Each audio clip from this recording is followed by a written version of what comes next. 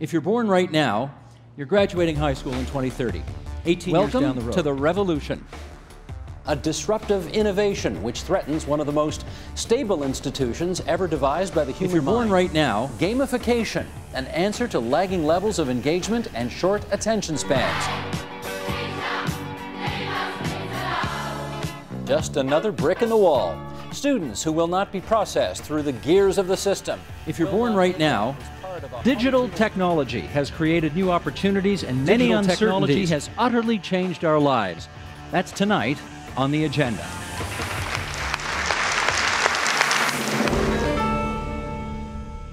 So if I had to design a learning environment that was guaranteed to drive people away from the way that the brain learns, I would design the kind of classroom that we have today, the kind where there's a whiteboard or a blackboard in front and a so-called sage on a stage that talks at a class for an extended period of time. Nothing we know about brain science, about the way the brain works, suggests that that's the way people learn. We know that we have seen independent studies that suggest that Ontario has one of, if not the best, school system in the English-speaking world.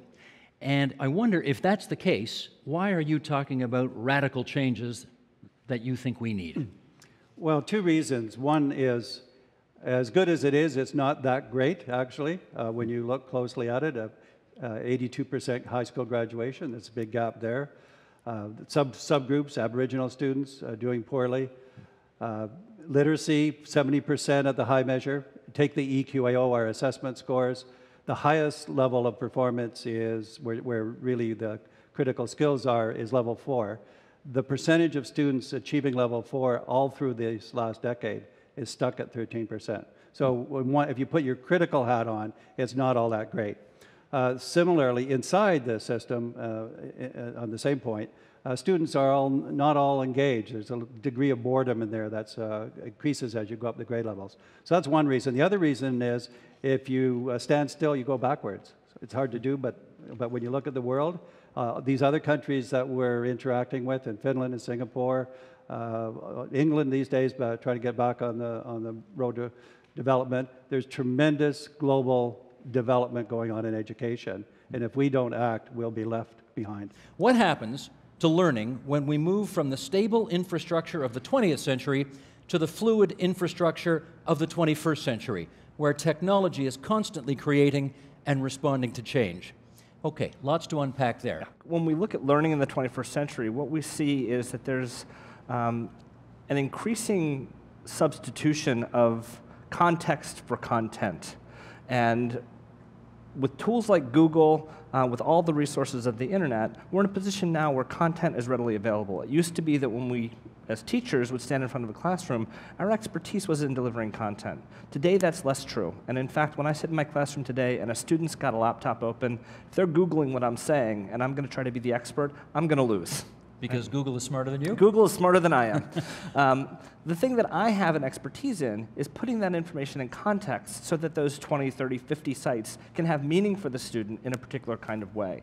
So I think 21st century learning has to shift from the idea of professors and teachers as being experts conveying content to being coaches, guides, mentors that shape what that content means in a world that's, as we said, constantly changing. You said it used to be that a teacher in a schoolhouse had all of the necessary knowledge that was needed to educate the children in the room. The reality today is that knowing is not learning, and learning is so much more than knowing. Explain. Well, we are living in exponential times. We have knowledge that is coming at us from the cognitive science world, from technology, from intrinsic motivation. If you listen to any of Daniel Pink's talks around motivation, our generation today is being bombarded with different kinds of stimulation. And so for a teacher to be able to know all of that information and to be able to use it in a way that is effective for every single child in the room is probably inconceivable. Mm-hmm. And if we just share information with students, it really isn't learning. Learning isn't about knowing facts or knowing discrete pieces of information. It's about connecting information to things that you know, things that you're interested in, your passions, your areas of focus, and fundamentally, if we don't stop worrying about content so much, learning is going to really suffer for our students in the long run. Except that there are some old-fashioned people, and I might be one of them, who think there's a basic level, a foundation of knowledge that every contributing citizen in, let's say, our democracy needs to know to be part of that experience. Is that not the case anymore? Well, I think the focus is different. It's not so much about those things being the primary aim of education. We need to teach our students how to learn about themselves, how to know who they are as learners, and to be able to direct their own learning so that they can learn and relearn in any setting in the future. And fundamentally, I think that if we can achieve that, everything else in terms of being able to differentiate instruction will be organic because it will be student-driven and it will come from the students themselves in the long run. Howard Gardner is a Harvard psychologist who wrote in Foreign Policy magazine a couple of years ago the following, and I want to read this to get our discussion started. With the global quest for long-term competitiveness assuming new urgency, education is on everyone's front burner.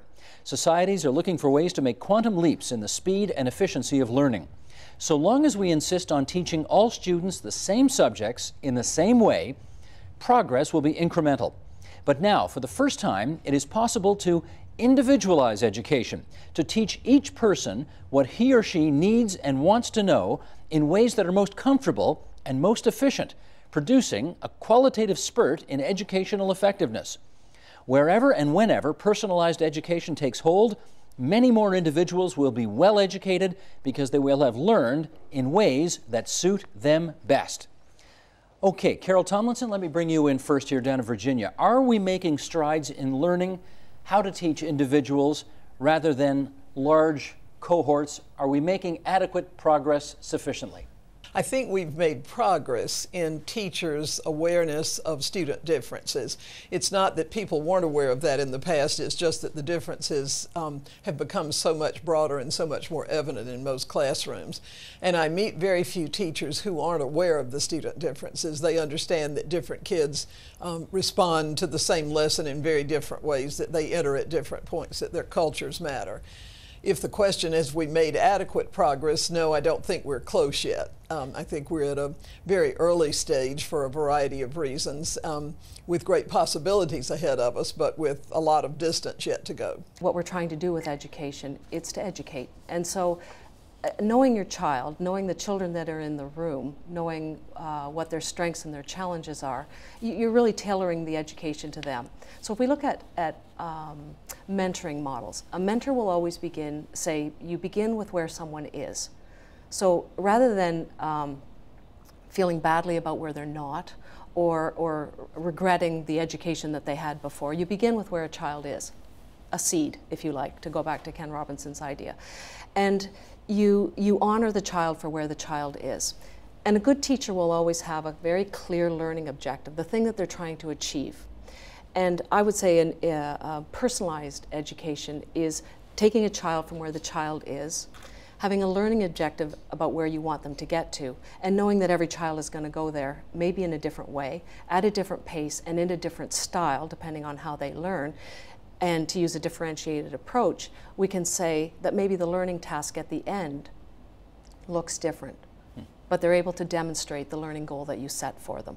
So maybe it's a seed, maybe the seeds look different at the end, but at the end you're going to end up with a plant of some kind that is useful. It's very difficult for a teacher who has 30 students in a classroom to create 30 lesson plans in 5 different subjects every day.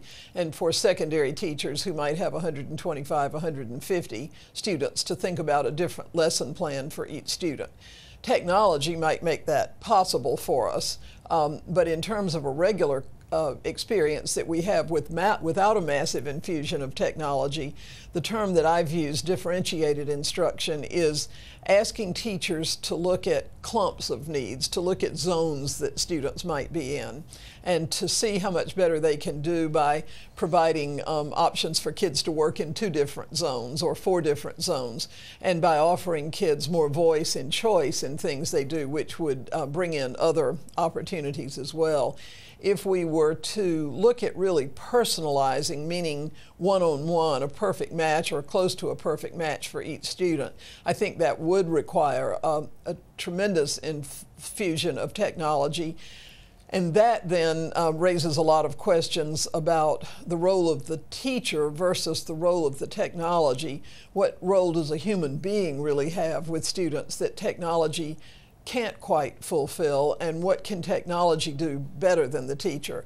And I think, again, we've found that it's difficult for teachers to infuse technology into their classrooms for many of the same reasons that it's difficult for them to infuse differentiation.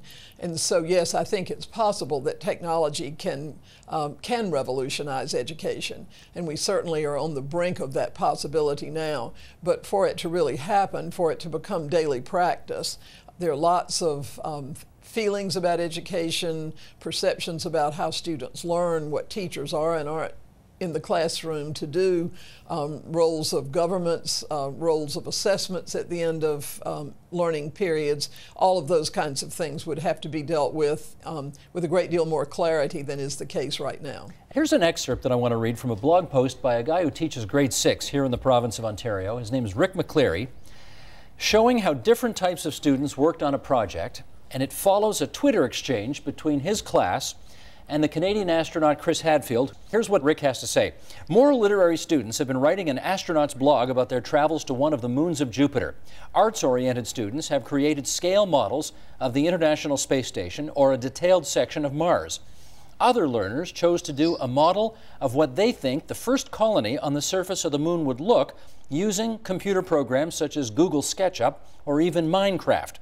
Students whose passion is in health and fitness created activity centers where visitors learn about astronaut food, practice the astronaut jump and the moonwalk, compare their weights, and consider how Olympic records would be different if they were achieved on different planets. More drama-oriented students presented information in front of a green screen, so it looks like they're actually visiting another planet during the presentation. Steve, is the idea behind differentiated learning that each student does something which can't be compared to what any other student is doing? I think so, yeah. I think if we're trying to get kids to be creative, then we've got to ask them to each play to their own strengths, and they will create things that are different to everyone else. This is why, you know, Sophie's picture is totally different to William's picture, and they use different techniques, and it means different things to them.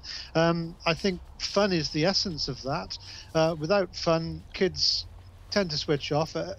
This is education by stealth. What we've got to do is we've got to start injecting these elements of fun and enjoyment in to what would otherwise be a dull lesson about science. And I think that's a classic example of that. We do have to know the 3 R's, don't we? Old-fashioned concepts like that?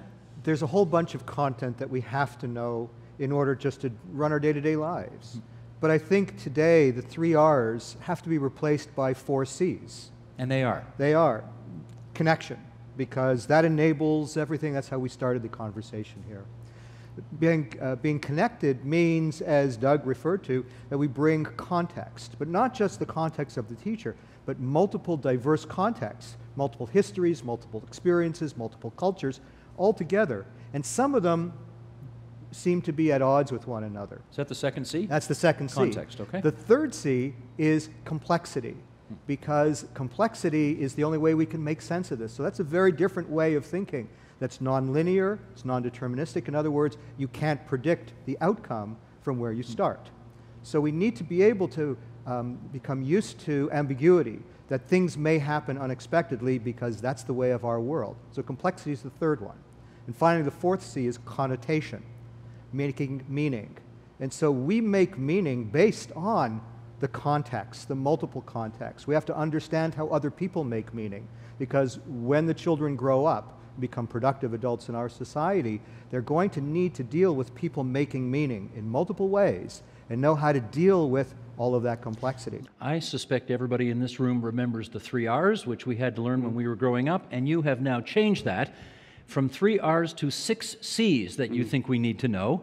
And let's just bring them up and then I'll ask you about them. The 6 C's are character education, citizenship, communications, critical thinking and problem solving, collaboration, and creativity and imagination. I got to tell you, I think the 3 R's were easier to remember than the 6 C's, but I appreciate why you think these are important. Yeah. Which one of the 6 do you think represents the most significant break with the past? Well, I want to say first that in all of the educational examples we see in the province that are working on these, they're working on 2 or 3 of them simultaneously. So it seems like 6, but it's really probably 3, because when you do critical thinking, you're doing collaboration with students and you're communicating. So there's quite a bit of synergy around them. I think of the ones that are the one that's probably, it's hard to pick a one that's very important, but I'll say creativity and imagination. Sir Ken Robinson's lament about the systems focusing too much on literacy and not enough on the imagination and thinking. Every education system on earth has the same hierarchy of subjects. Everyone, doesn't matter where you go. You think it would be otherwise, but it isn't. At the top are mathematics and languages, then the humanities, and at the bottom are the arts, everywhere on earth. There isn't an education system on the planet that teaches dance every day to children the way we teach them mathematics. Why? Why not? I think this is rather important. I think maths is very important, but so is dance. If you think of it, the whole system of public education around the world is a protracted process of university entrance. And the consequence is that many highly talented, brilliant, creative people think they're not, because the thing they were good at school wasn't valued or was actually stigmatized. And I think we can't afford to go on that way. Christina, were you a math teacher once upon a time? I am. I still am. Okay. Always be a math teacher, Steve. Okay. Does math equal dance? Well, I think what Sir Ken's point is that sometimes kids need to do different kinds of things to learn, be it math, science, English. I have a colleague who needs to pace in order to think deeply about things. And there are some students that need to be able to move and need to use movement in order to learn, and other students who need to be able to draw. And it's not so much about the hierarchy of the subjects as it is about providing opportunities for kids to leverage their own internal preferences to learn different kinds of concepts. But there is a bias, I think, in the current education system that says, come on, math is more important than dance. Physics is more important than shop, for example. I mean, are we going to deny that? Well, I think math is only important if a child can then leverage that content in another way later on in life. If they come to class and they learn their multiplication tables for the test and they go out of the classroom and they no longer have that information, then I don't think it's that important to them because they're not able to use that information down the line. But again, I think it's much more about providing opportunities for kids to follow their passions, their interests, and to really feel confident about who they are as people, much more so than it is about multiplication tables or working with fractions. Do you think we as parents, we as students, we as teachers, we as administrators, we as school trustees, we as governments that set policy, do we understand that we are in the midst of this transition?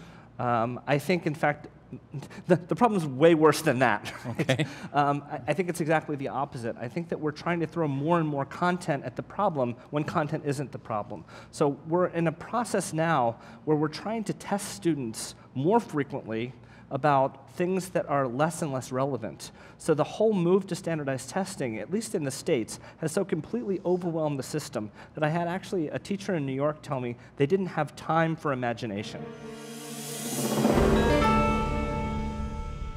And you found that student engagement levels peter out the older that students get, which is certainly not what we want.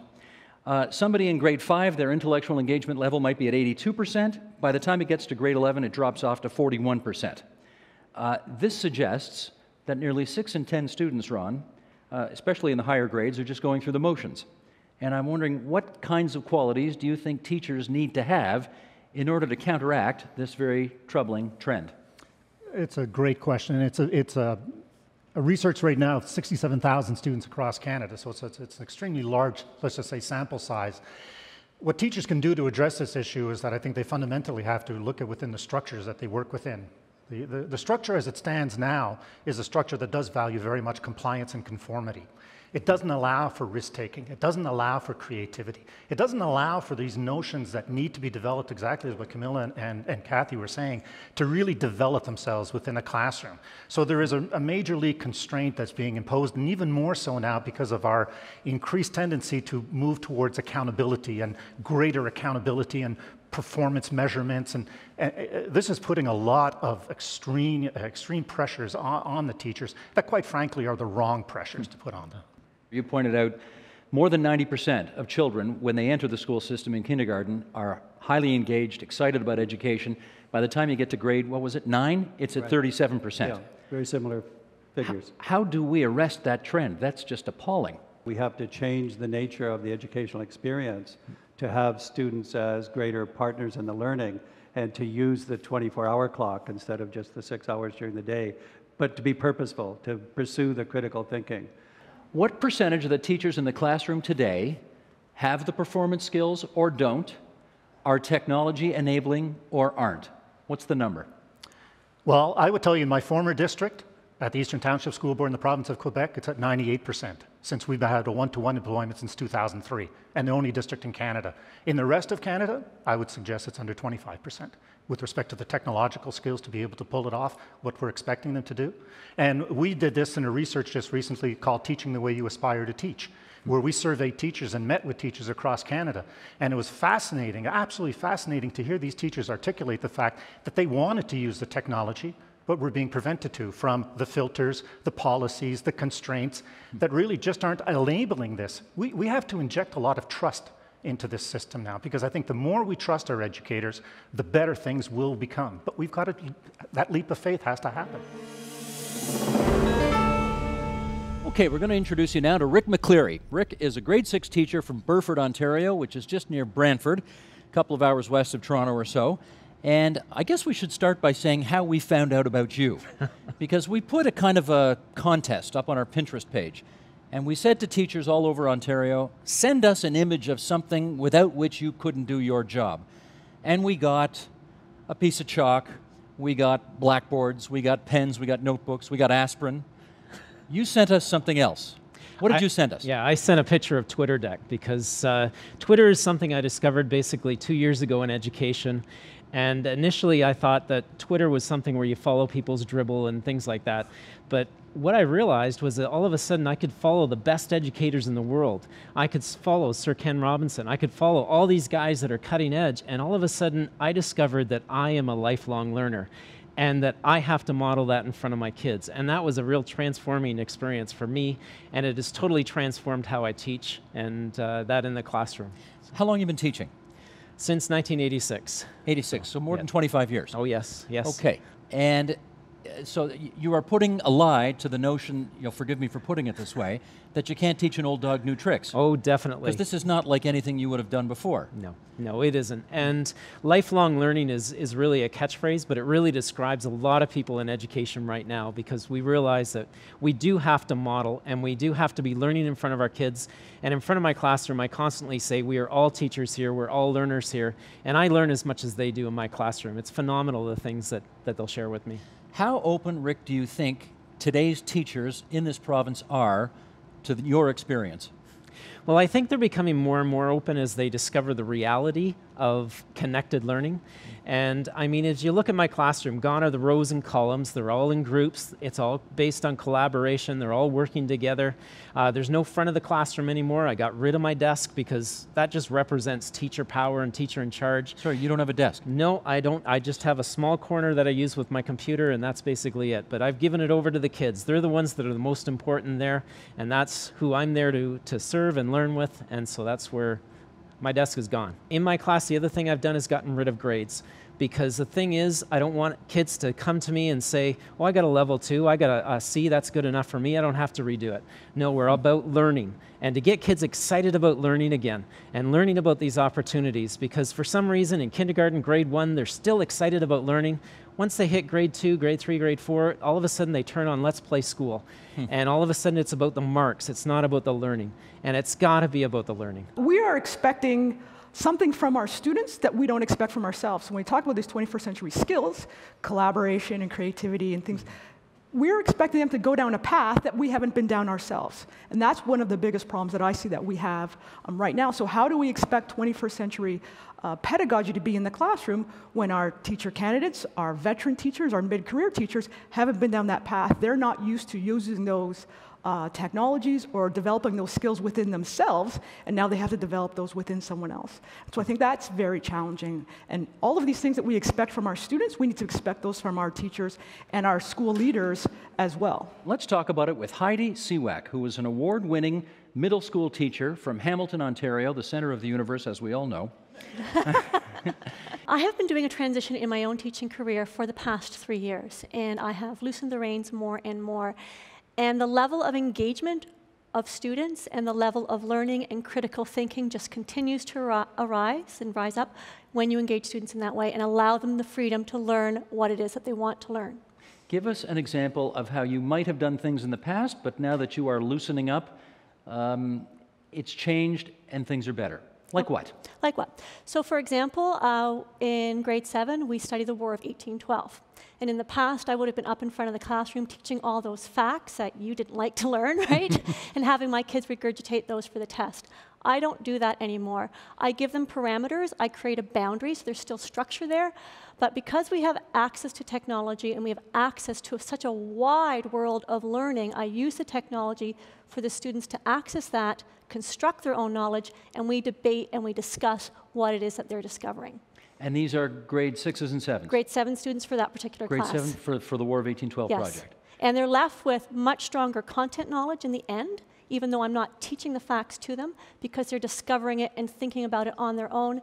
They actually have a better understanding of what happened in the War of 1812, the issues around it, and then we actually went on into Napoleon because they were curious about his role in the War of 1812, than they would ever have had in any way that I've taught in the past. And the retention of this information is better? Yes. How do you know? Because they can talk about it, and they'll talk about it, and it'll come up in class again, they'll think back to it, and they'll say, well, remember in that situation. So whereas, and they describe that themselves, the students will say that themselves. When they study for a test, they lose the knowledge right away. But because we approach learning in a different way, it stays with them. You didn't pick up on this idea from a PD or PL day, right? This was you in your own spare time? Yes. But Okay. I had a strong support of people in the global community who are trying to make this transformation in education to draw upon. Okay, what does that mean? What does that mean? So 3 years ago, when I was still a traditional teacher, and I thought that technology was teaching my kids how to use word processing, and that was basically it, I recognized from my own children and what my students were showing interest in that I needed to make a change. So I attempted to introduce blogging in the classroom, and it flopped incredibly. And it flopped because I didn't understand blogging as a genre.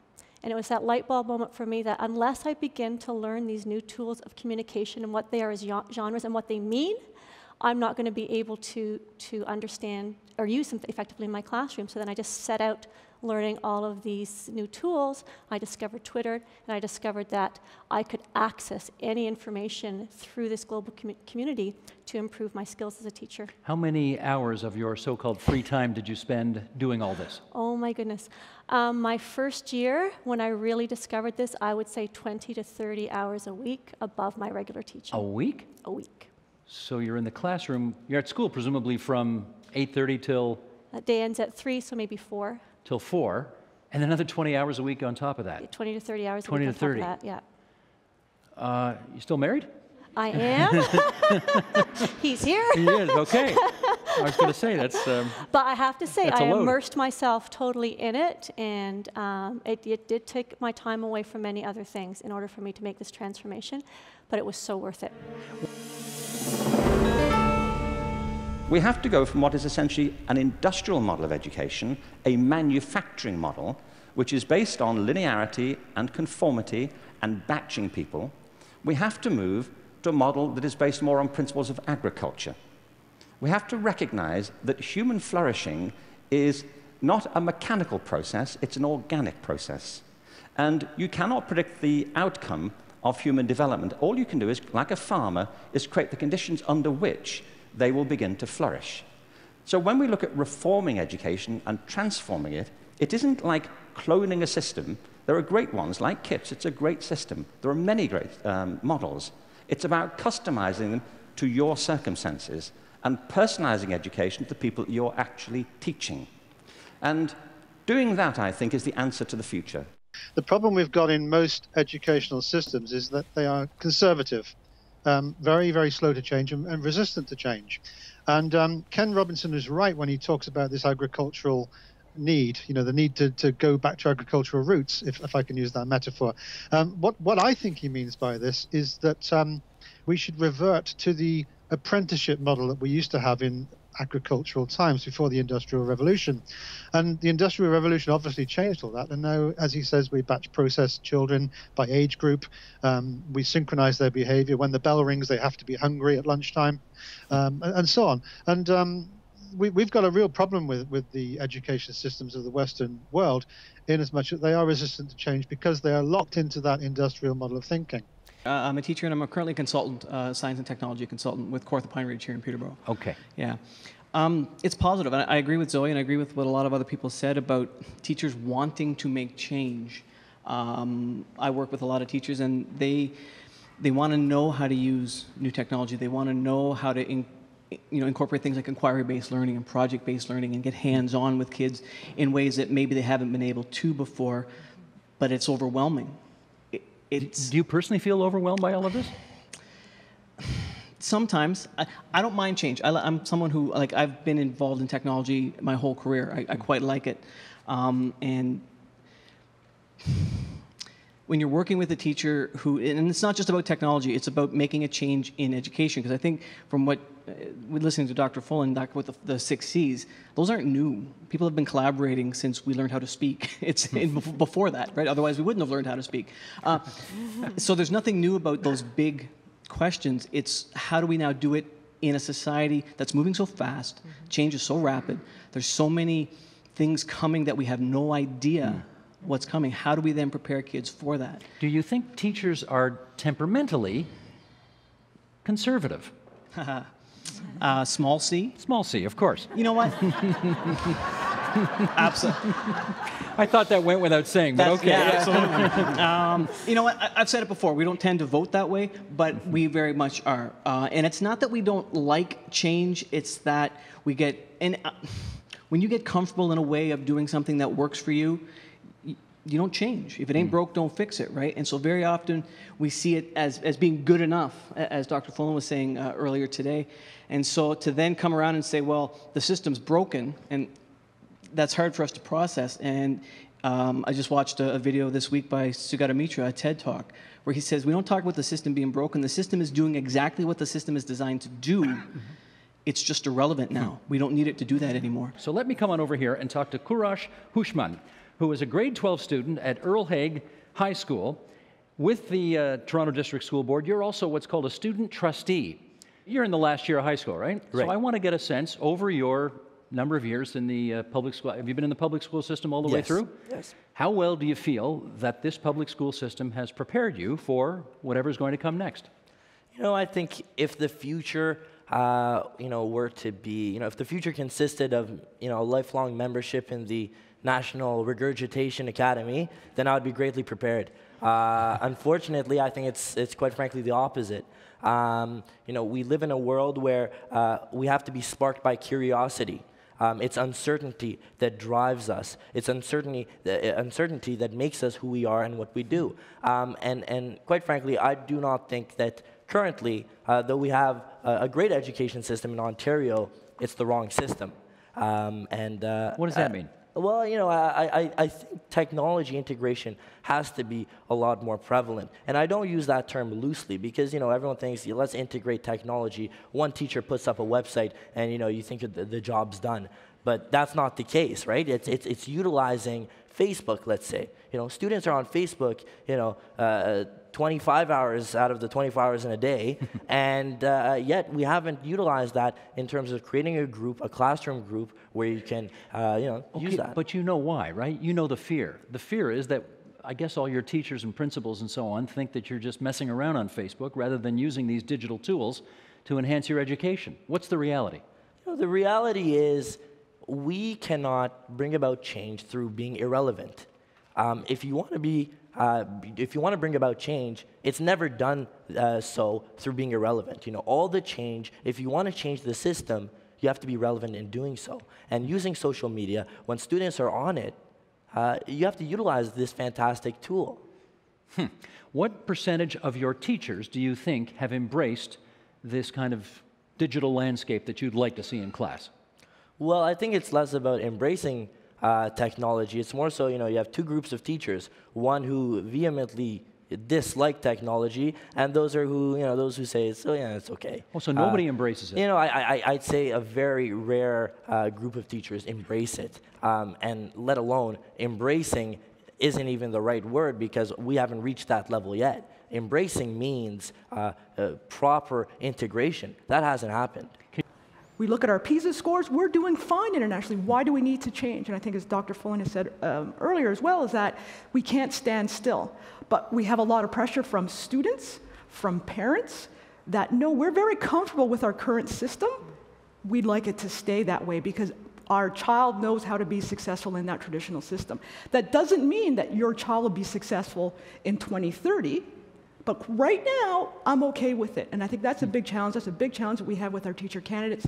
You touched on this a little bit earlier. Are our new teachers, our digital natives, and I purposely use our air quotes, digital natives more tech savvy and better prepared to use technology in the classroom? No, they are not. They are more than happy to replicate the current system, to regurgitate what we currently have, because that's how they became successful. They will fall back to how they were successful. And that's a real challenge. When we do have an impetus to feel that, no, we need to change our educational system, we need to support these 21st century competencies, then as a school system and as a society, then we'll see that real change. You talk about a new culture of learning, which includes very strange concepts like fun, yes, passion, games. Yeah. Explain how all of that is a part of education, if you would. Yeah, I think that I hear this all the time, that one of the criticisms I hear of classes is they're too easy. Right? And the idea that we punish teachers for making learning easy and that we reward them when it's hard seems exactly backwards. If you can take the same concept as a teacher and make it easy for your students, and you can make it fun, you make them laugh and engage and play and have passion, that's the thing we should be rewarding. We're learning, and it's school, but it's like we're just doing a game at home. Anything we usually do, but we're getting grades for it. So it's fun at the same time. It's in an educational way, even though we don't like to think of it as educational, it still is. Had Shakespeare been alive today, he would not have written All the World's a Stage. You say he'd have written All the World's a Game. Why a game? Well, games are just better systems for understanding the complexity of the world and how things interact with each other. In our previous concept of how we might communicate, especially as it relates to the classroom, we thought that the measure of understanding, the measure of success, was how well people could parrot back what they had heard, how well they retained knowledge. But today, all knowledge is available to everybody, completely free, absolutely accessible on your smartphone or your computer at any time you need it. And so knowledge becomes less the currency of the realm, and now it's more important to be a good systems thinker, to be great on your feet, to be able to understand how things relate to each other, and to understand systems in their entirety. We call that capability fluid intelligence, and that is a thing that games teach and help us explore in a way that no other form of medium has ever been able to do. Fluid intelligence being opposite from what? Crystallized intelligence. So crystallized intelligence is the normal thing we measure on things like IQ tests or memory tests. And fluid intelligence, which is represented as GF, is our ability to think on our feet and reason our way out of situations that are unfamiliar to us. And that's really the 21st century kind of intelligence that's going to be super important. We're going to show video right now of history being taught in a different kind of a way. Roll tape, please.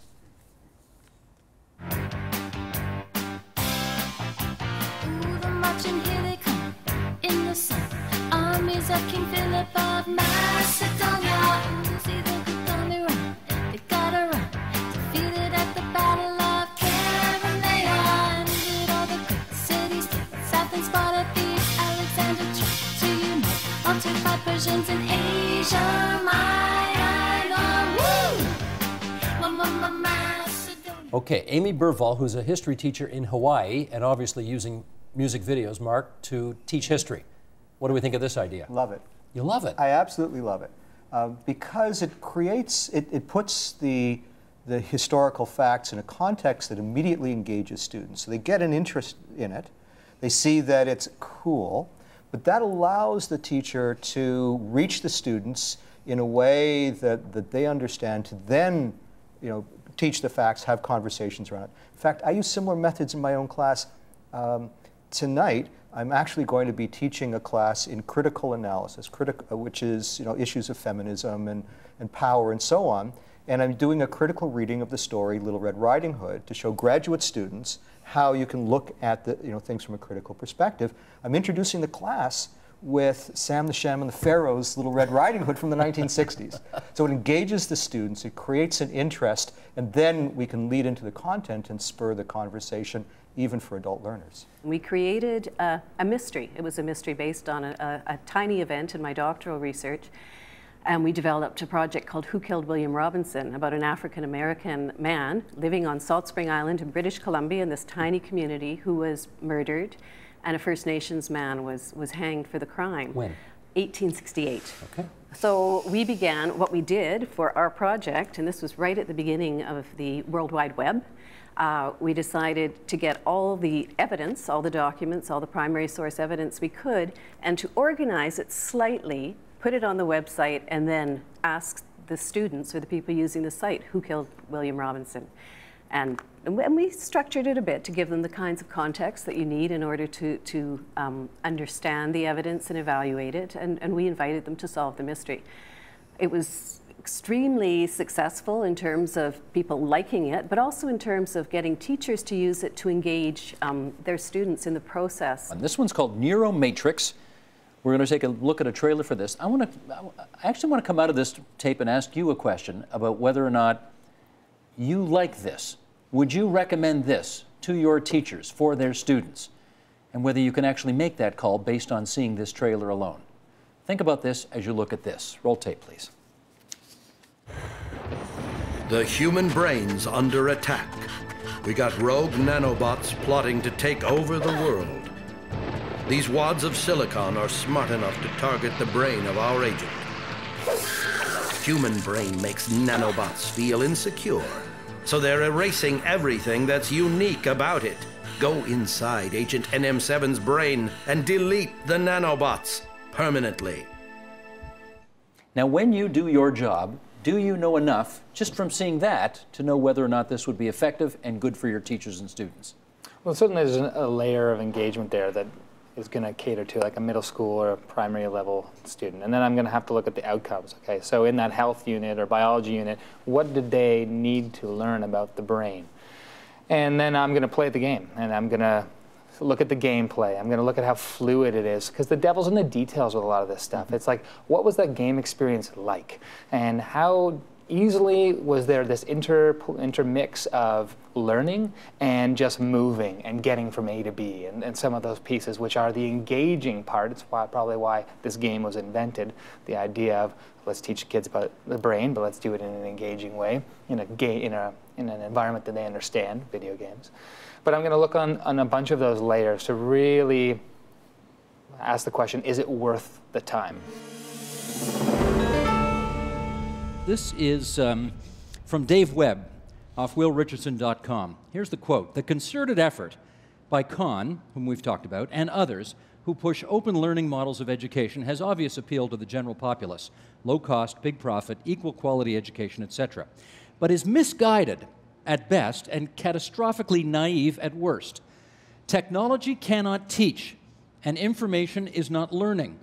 I rather suspect that the world of education went through all this with the advent of writing on tablets and books. Why would people need teacher storytellers when they can just read the stories and histories for themselves? Technology seems to have mesmerized many people, but digital media is not yet significantly different from print media. The technology is different, but the content really isn't.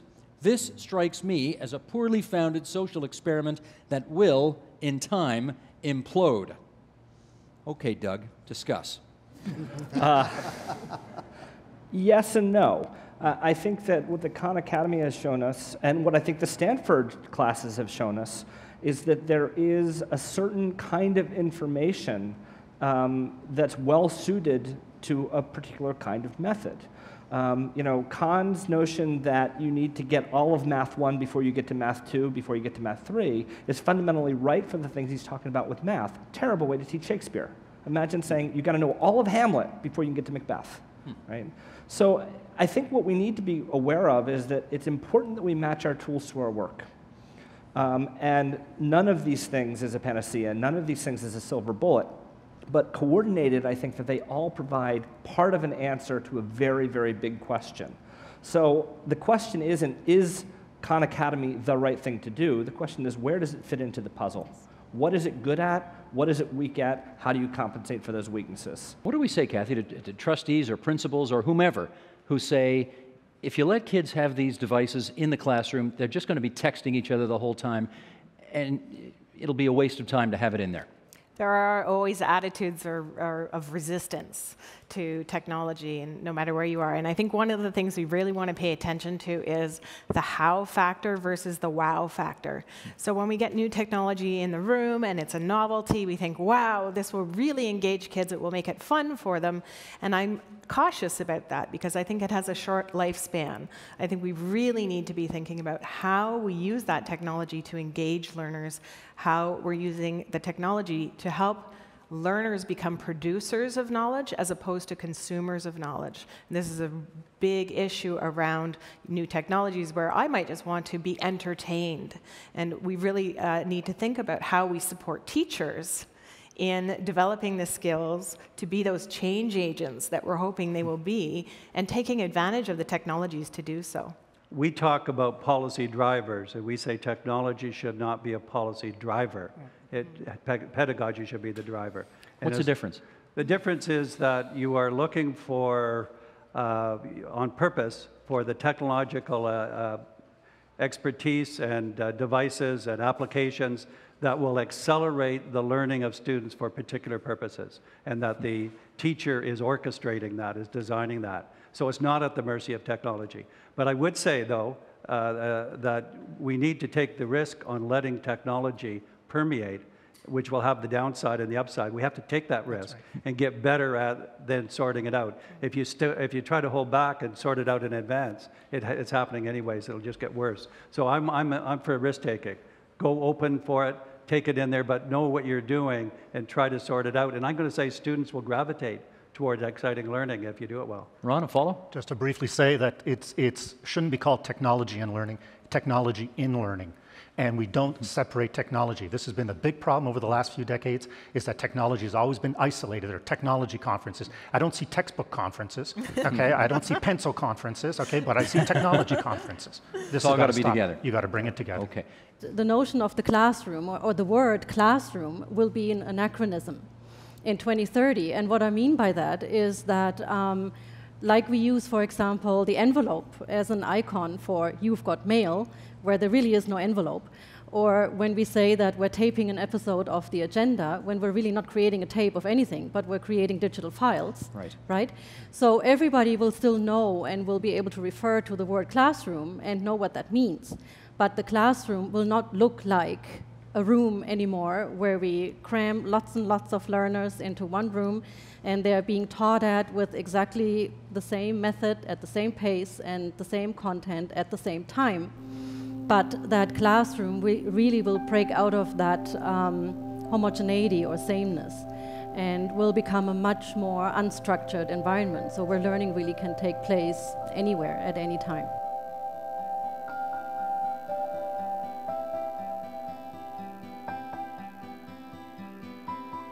One of the biggest changes is going to be is the notion of the textbook. So, I mean, if you have a printed textbook, there it is, it's static. If there's an error in it, if you want to change something, you can't do it unless you put out a new edition.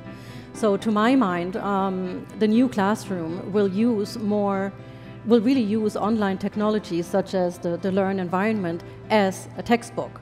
So anything to do with interaction between the instructor and the students, or more importantly, actually, interaction between the students. So peer-to-peer learning will take place within that digital textbook. And so chat rooms and blogs and that kind of thing, creating e-portfolios together, working, collaborating together in that space, will be a textbook, but it will also be a classroom. So really, you don't need to be in a physical space altogether anymore. I want to read something here and then get your view as well on how you think we're doing on the challenge put forward in this quote. Here's the quote. Within 30 years, the educational systems of the United States and several Western European countries as well will have broken decisively with the mass production pedagogy of the past and will have advanced into an era of educational diversity based on the liberating power of the new machines. That was Alvin Toffler, writing in Future Shock in 1970. 42 years later, prophesying this break with tradition, how are we doing? We're doing terribly because there's a huge emphasis on content, on standardized tests, as Doug said. So we've moved exactly in the other way.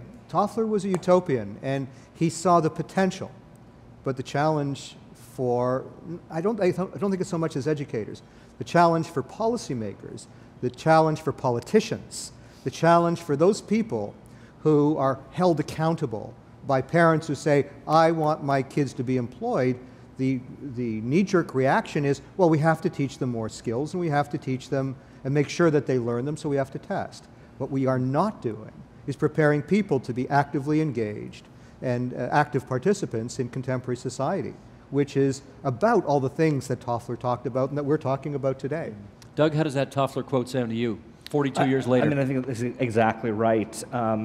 I mean, there was great hope there, but there's, history is filled with all of these kind of problems of blindness and insight that turn out to be slightly wrong. John Dewey never thought technology could create community because he was thinking about the telephone. There's lots of examples of that kind of thinking. So, I mean, I like the quote, and I'm hopeful that maybe we're just off by a few years, because I do like that idea of breaking with some form of mass education, but I don't think we're there yet.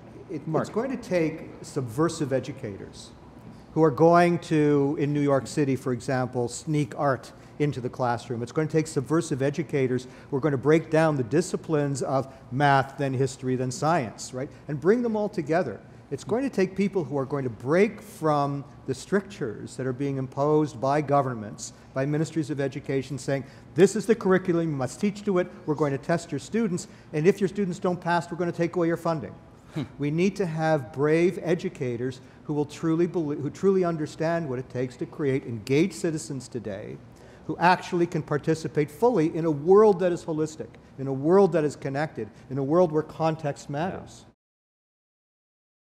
Technology will play a fundamental part in all of this, because if we can show parents how their children are growing and learning, they become less focused on the grade. The grade is the primary vehicle of communication we have to our parent community at the moment as to how their children are learning. If we can give them a view into their child's growth, how their child is being challenged in the program, what successes they're having, what areas of weakness. It's akin to a family watching their child play hockey on the rink. You can look out and see your child in the context of all those other children playing in a hockey game and know where your child sits because you have a lens into how they're progressing and how they're growing. And I think technology will be fundamental to us moving away from grades in giving our parents that kind of view. I can't think of a tougher thing in terms of getting from there to there. That's going to be a hard sell, don't you think? It will be, but those things that are valuable are always the hardest to do. You are all way too optimistic and sunshiny about the way things are going nowadays.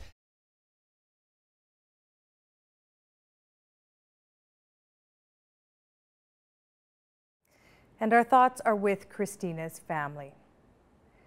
You can see all of those programs in their entirety on our website, tvo.org/learning2030, on our iTunes channel, and on our YouTube channel at youtube.com/theagenda.